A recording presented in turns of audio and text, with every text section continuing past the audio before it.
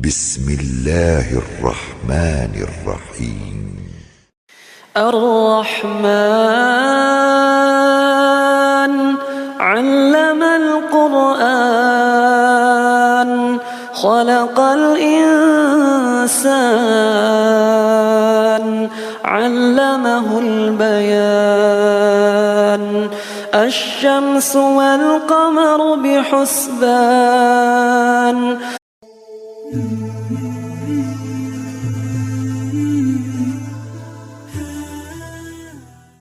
আসুন আমরা সরাসরি কোরআন থেকে শুনি, কেননা কোরআনটা এমন কিতাব যেই কিতাবে কোনো ভুল নাই, কোনো সন্দেহ নাই, কোনো সংশয় নাই। আছে কি? আসেন সেই সূরাতুল জিলজাল 8টা মাত্র আয়াত, এই সূরার আলোকে আমরা কিয়ামত সম্পর্কে কয়েক মিনিট শুনবো। সবাই পড়েন ইনশাআল্লাহ।